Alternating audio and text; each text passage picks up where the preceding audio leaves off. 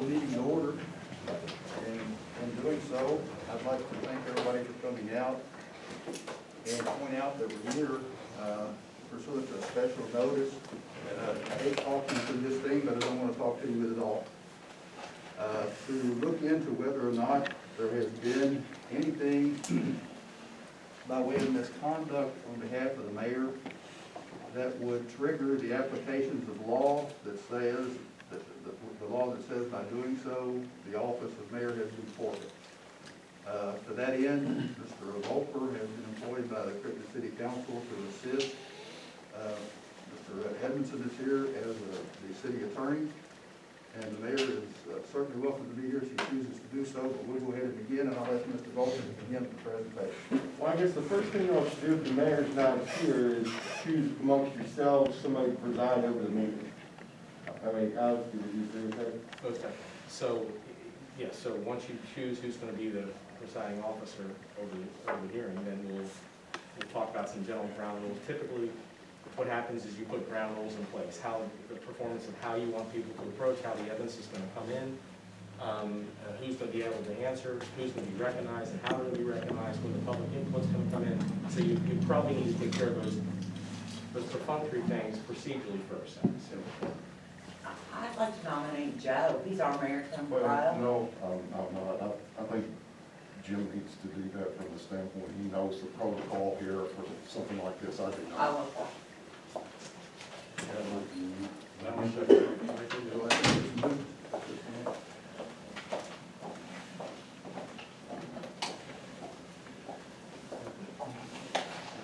the board will recognize that the mayor,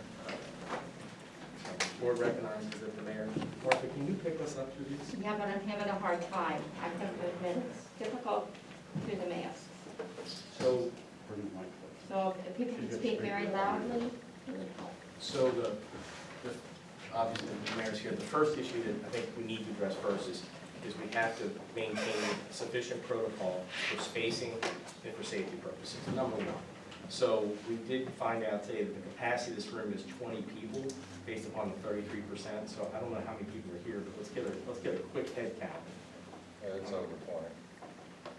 You know, that 20 was, It's 20 period. It's 33% occupancy in the room. I'm gonna be leaving anyway, sure. Discount one. No, you'll be here. This meeting's over with then. If we can't keep these people in here to be able to listen to what's going on, this is over. Okay, and if more than one person speaks at a time, I think that it. Procedurally, the only one that can call anybody recognized is the person who's presiding over the meeting. That still is the mayor. So the public cannot talk until they've been recognized. But let's figure out the head count, figure out how we're going to handle the problem. Sheriff, could you help us with the head count?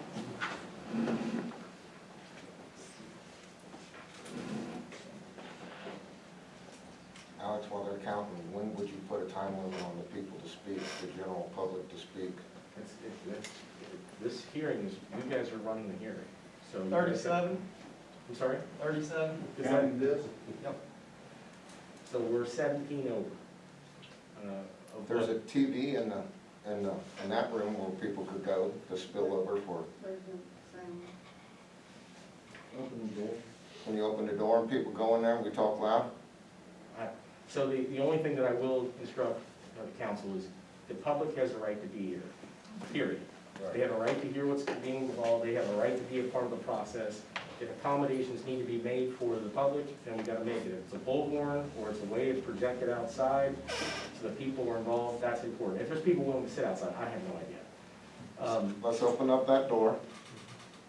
I'll open up the door. We got people that can sit in the lobby and we'll talk loud. And, hold on a second, you can't make any decisions on your own unilaterally. It has to be done as a collective body. It's her meeting to run. We have to try to make everybody safe, okay? So the issue is that there's a way for everybody to be a part of the process, let's make it happen. Okay, Mayor, how can we open this up to more room for people to be, that want to be here to be safe? I suggest that we reschedule this meeting for a larger capacity room, maybe at the school or something like that. That would be on the recommendation. She did not call the special meeting. Whoever calls it, and they put the time, place, and location, that's for whoever called the special meeting. So only whoever calls the special meeting or continues it has the ability to determine the place, the time, the manner. That's the council. That's whoever calls. Council. Didn't the new mandate, start? I'm sorry, who is, I can't hear you, sir. Are you Mr. Roberts? Okay. Robert. Didn't the new mandate go into effect starting at 5 o'clock tomorrow? That's 25 people according to the health department in order to take it out today. But that's for 5 o'clock tomorrow. I know all the governor's new orders start at 5 o'clock Friday. I don't know what the health department's got set in place. They I'm told me not, 33% capacity today. You got law enforcement telling you, you're comfortable with the way things are? it's not my meeting. No. I don't think there's anybody here to enforce it, and we should be able to move forward. I agree. And this was found out at what time, Mayor? Sometime around 1, 2 o'clock. So a call could have been made to let us know today? For the motion to proceed and the, I had no idea how many people were here. I make a motion that we proceed. I second that. those in favor?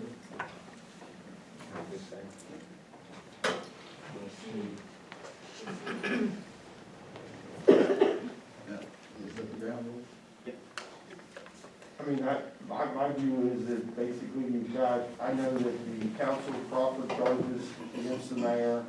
She's been afforded those from the hearing. I know, I had the clerk certify some records that we would put as part of it. Any document that we have would become part of the record. Obviously, my view is you need to have a hearing, you need to have, if anybody asks the mayor questions, you need to have the right to ask questions back and forth. You need to basically almost have like a trial. The other thing that I also did send to the mayor, and I've got the email to show that I did send her any records that would be introduced tonight, as well as a witness list. Just to, so the only thing I would do is make that email, if you would give this to one to the book reporter. I'm one to the mayor's gonna attorney. object at this point.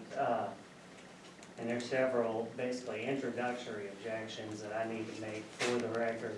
I assume that we would kind of determine who was kind of running the meeting, but it sounds like Mr. Volker made that and is trying to step into the next phase of the hearing, and I'm going to object to that because we're not to that point yet. I have some introductory matters that need to be addressed.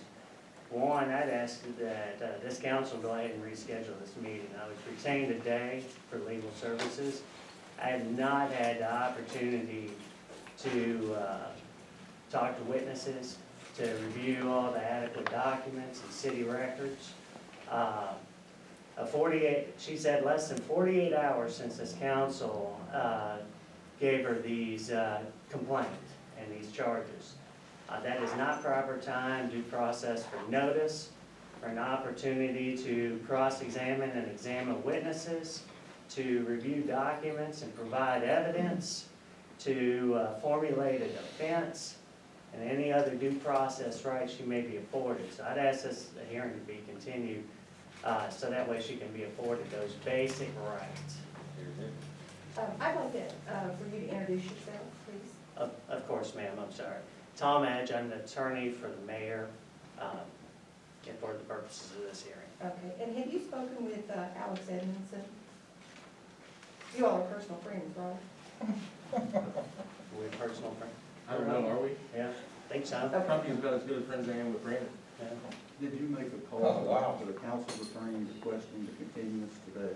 No, I did not. When were you retained? About an hour ago.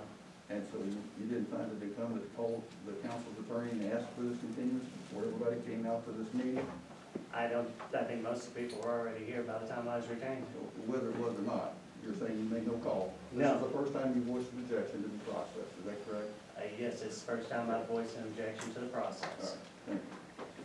I have a question. Do we have to take that into consideration? Or can we move forward with this meeting? We can move forward. Brandon, you want to talk? I think Well, that's a decision you all have to make. Is again, I think in the email that when I sent the mayor I'll just read it into the record. Dear Mayor Patton, this was sent yesterday at 3:57 p.m.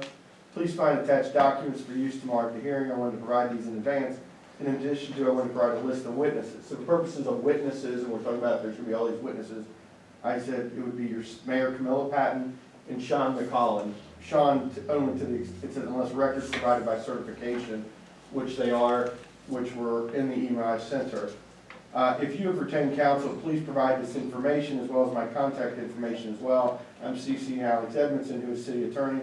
It is my understanding we'll advise the respective bodies regarding the hearing. I'm also CCing the city clerk, requesting that he document this submission for inclusion in the record prior to the hearing. So that's what I did. Obviously I didn't know of an attorney. I certainly wanted to forward that. My contact has my office, my cell, and all that. And I hadn't retained an attorney at that time, so I couldn't answer that. So Mayor, your attorney, no attorney assisted you with your response to the Attorney General's letter that was sent in with all the KRSs and this and that? I mean, I object to that because that's a different matter as it relates to the I was just saying, threshold. I was just saying why she I didn't use was that not- lawyer. Yeah, I was not the attorney of record at that point, nor was I The representing. objection is to due process. That's right. Let me just, sorry, Jim, go ahead. All right, we've heard the objection made, and we've heard the notice that was given.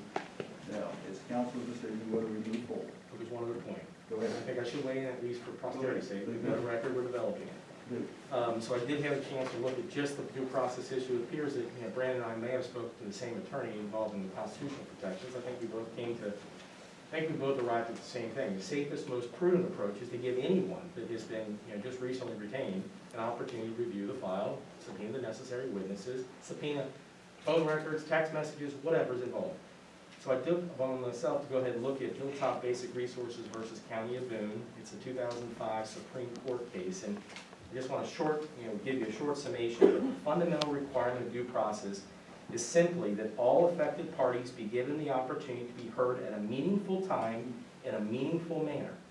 So, and we can go into what that means, but ultimately it's going to be your collective judgment if that is a meaningful time and in a meaningful manner. My position, as well as constitutional scholars that I've spoken to, there's absolutely zero chance that 2 days, 48 hours would suffice for meaningful time. That's my opinion. You guys can ignore it, but I think that Brandon, if given the ask for his legal opinion, will probably come to the same conclusion. But that's Hilltop Resources. That's my position as it pertains to due process, without even looking at the other points. 2 days is just not enough. Is that your opinion, Brandon?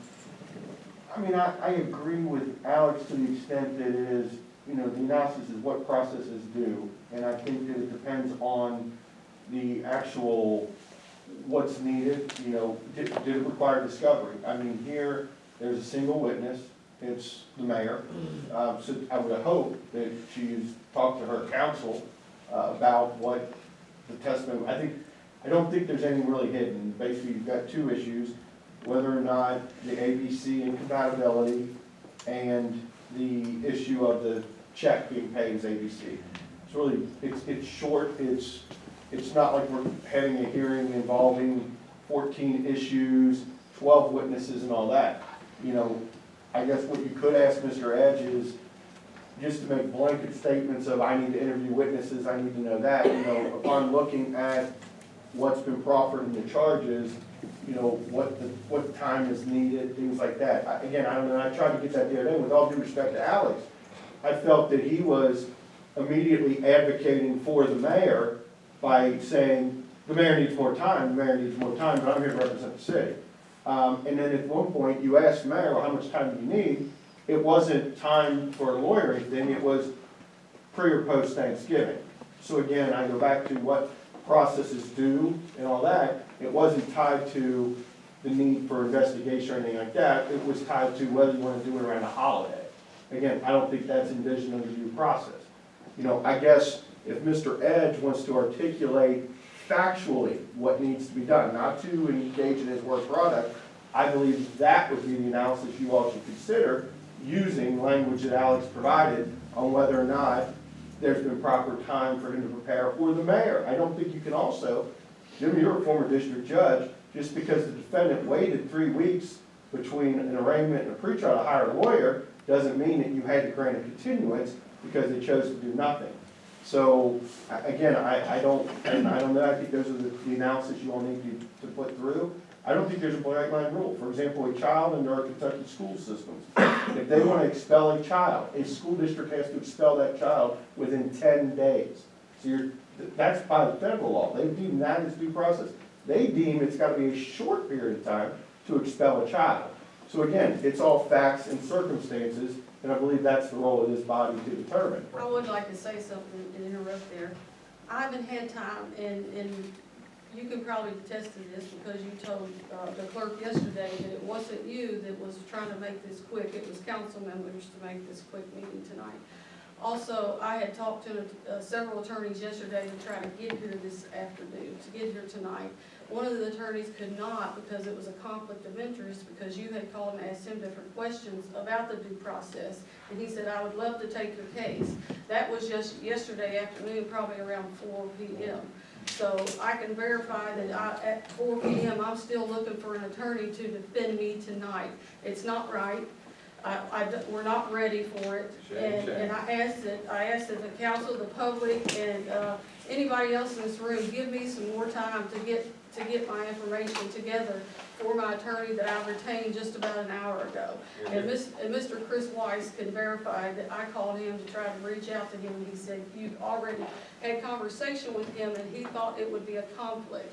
And actually, I had a conversation with him because of representation Mr. Edmondson made about federal court and a landlord-tenant act case, because it was my understanding that there's been no ruling in that, and I was calling to confirm that there's been no ruling in that case. But he wouldn't take on my case because he thought. I can't speak to what Mr. Weiss, I Right, don't think it's but a what I'm conflict. saying is, I've only had, a very short time to try to get an attorney here, to get the paperwork together, to try to tell him what's going on with what's being done to me. It's not anybody else. It's me that it's being done to. So I think that we could, if we had to subpoena Mr. Weiss to come here, he's not retained by either one of us. There's no attorney-client privilege. Mr. Weiss would indicate, and we both know that I think we believe, at least in this area of law, he's an expert. You would lean on him for advice, and as did I. The issue is that I think that Mr. Weiss's, this attorney's opinion was, it doesn't hurt a thing to give her the opportunity to defend herself. The flip side of it is exactly the opposite result. It's going to wind itself somewhere that the city's going to be have a problem. He also indicated that there's potential for personal liability, that they could be, each of the council members can be sued. Whether that's true or not, I have no idea. Again, I would just say that I don't ever think that it's appropriate to be sitting and concerned about personal liability. I think In that their as long as, individual capacities, Brandon, they can sue in their individual capacities. as long as people are acting in good faith, what they believe in the best interest, just like I'm sure the mayor is the mayor, and everyone here is a council member. Again, I think you stick to the facts of what is applicable. I mean, Tom, what kind of continuous, and as a mayor, the original, and referring to the clerk, the original time I was thinking is, I think there was for the 24th, which I think was a Tuesday or something, and then council had upped it because I guess time into a Thursday. What time frame were you looking at, Tom? Honestly, I would look at a couple weeks in a case like this. First, to correct you, there's 3 different charges of misconduct here that involve not only her role as mayor, but her role as an ABC administrator. There's witnesses that I need to talk to and experts in the field of ABC administration and in city government that could testify and provide information to me, and if I so choose, to call. For example, just laying out the things I could possibly do, I'm not pigeonholing myself one way or another, but that I could call and say, hey, look, can you testify, what do they do in other cities? What have other opinions came up with? What do other cities do? Do they have the mayor do it? What's the legalities around that? How do you do your bookkeeping? How do you do your accounting? That's the questions that are provided here. We're talking about checks and things like that. This clerk, just because Mr. Volker doesn't need him here because he can certify the records, doesn't mean I don't need him here. There's been 2 years, these issues stem out of a January 2019 when the mayor came on. So we've got 2 years of records that I need to go through with a fine-tooth comb to see exactly what's said, so that way there's not any surprise or undue diligence on my part. Plus, I need to give them to Mr. Volker and give him an opportunity to look at them and let this council look at any records that I uncover that may be relevant. And give him information on any witnesses that I may want to call, which may include city council members. As a lot of these things, a lot of the issues that these arise out of could have been talked about at city council meetings, and then it arises questions to different city council members. So that's just a, that's broad overview of just, without getting into the specific details and work product that would warrant at least a little bit of time to a couple weeks, given the, I do have to concern myself with the Thanksgiving holiday. People are not gonna answer their phones on Thanksgiving. They're not gonna answer them after 5 o'clock at night. That's just the realities of the world we work in. So the idea is I do need a little bit of time to at least, adequately prepare the thing. And I would think the council would be remiss that it was shortchanged the mayor on any type of preparation, so that way everything that's involved with this could be properly vetted out before this council, instead of playing a game of gotcha, or unfortunately having this thing proceed any further than this when it's something that we could have sorted out here if we'd had all the information on the table. I'd like to say something. It's not a game of gotcha. What is going on is, I would like you to tell your client that she is not allowed to contact me, or neither is her roommate, because they are calling me from restricted numbers, from personal phone numbers, and they are showing up at my home. I have blocked text messages I can send you also. The police have been called, so you make that quite clear to your client. That's outside of the scope of my representation, and I don't think relevant to my due process argument. My understanding is that there's going to be simply a question of law based upon undisputed facts. That being whether or not there was an assumption of a job as office of mayor, an office of ABC administrator. Are they both city offices? Was there public money paid that was in excess of the amount that was allocated to be paid for the mayor's salary? And that's going to be the only thing that's going to be determined in this area. That's my understanding. My motion is that we proceed. I believe the process that was due has been granted, and to continue, to let this thing continue is a disservice to our city. Our city deserves representation that it hasn't had for 2 years. So my motion is to proceed. Is there a second? I'll second it. I feel like I've been shanghaied in 2 days. We had a resolution on Tuesday in a meeting. There's a second. Is there a vote? You got a motion and a second, I think what Alex is telling you. So we're ready to vote. Vote to proceed. Vote to proceed.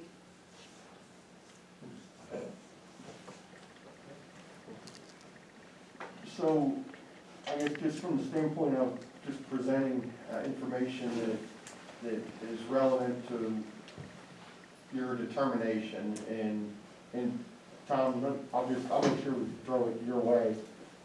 My position is to streamline it to where it's pretty much just based on fact versus personality, gotcha, anything like that. Sure, I understand that. I would next, we're gonna go through this. I let my objection stand for the record, just for clarity purposes. But what I would say as the experienced attorney is say that probably would be prudent to the council to kind of figure out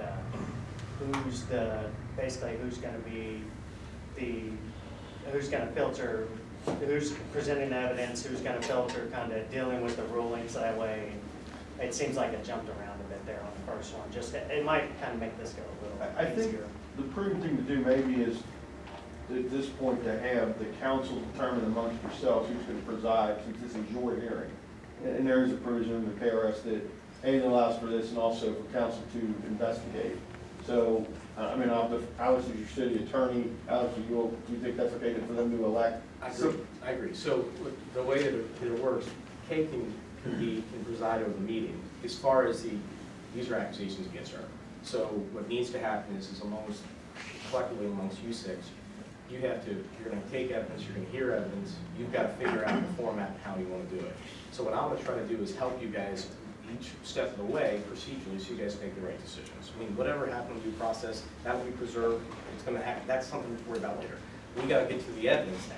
So someone here probably needs to be one of the 6 that's gonna be the one that's gonna make sure, call upon the witnesses and help us. So if somebody out there becomes unruly, we deal with it. You guys wanna vote amongst yourselves? Jim,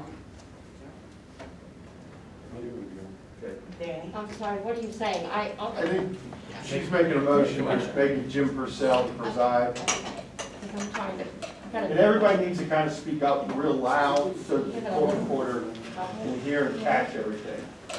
Okay, there's a motion, is there a second? Second, those in favor? Let the record show that the motion was made and seconded and all voted in favor.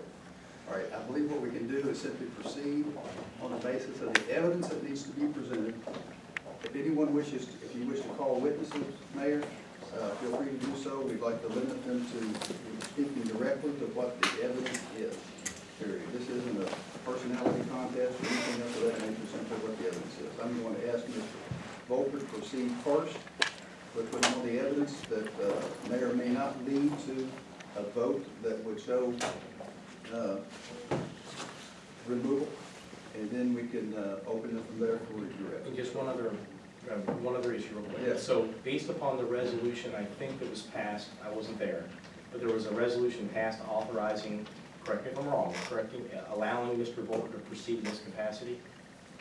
I just want to make sure, That is for the correct. record. Okay, do we I have? have a copy of a resolution that I have, but he is the attorney for council, and council is. I'm with you, but I have to preserve this record. For purposes of today, is there a record, is there a resolution authorizing for him to proceed in this format as orchestrate of this hearing? That's the only reason I ask. It has to be within the resolution minutes or it didn't happen.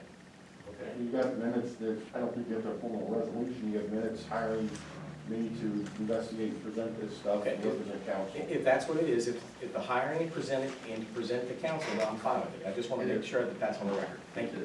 Okay, go ahead. And then one more Yes. matter, just want to object for the record, that to the extent that this doesn't comply with the requirements for a public hearing. Okay, and if you would state the basis that it doesn't require? Not enough time's passed. The limitations of people, What time is necessary to pass the public hearing?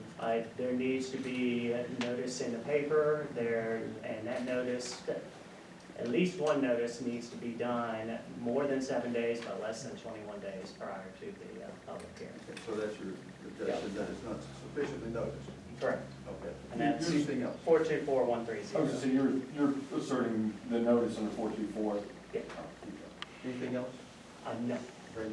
So what I would then, and I'm gonna kind of correct what I think you said, was I think the way to do this, and I think Alex will concur, would be for me to present, and then at that point, allow the mayor to respond, and then take on public comment before there begins deliberation at all.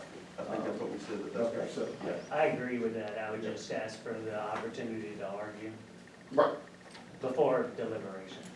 And then if you want, I think maybe make a quick opening, just to kind of, I think just for your benefit, that I can outline where we're going and things like that. You can reserve your And you can reserve, the okay. conclusion of theirs. you can reserve what?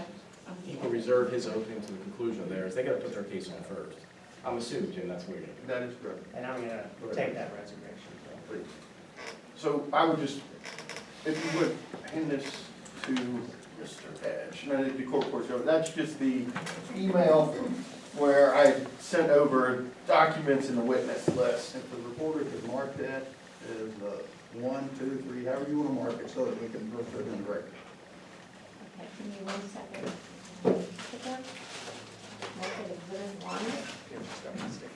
And henceforth, we refer to it as exhibit 1. I can't hear you, I'm marking this. I said henceforth, we'll refer to it as exhibit 1, so we keep the record straight.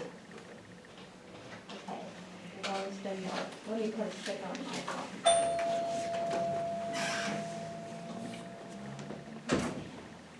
I'm gonna take this thing Let the record reflect, this isn't, I guess it is an email, but it does refer to attachments contained in the email which are not contained in the exhibit. Correct. Yeah, you'd have to have the physical email to get them.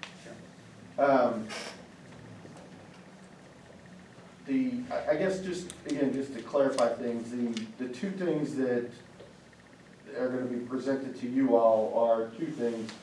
The acceptance of the ABC position, and whether or not that violates KRS 61, 8080 and 090, pretty much consistent with what the Henry County Attorney's Office told you.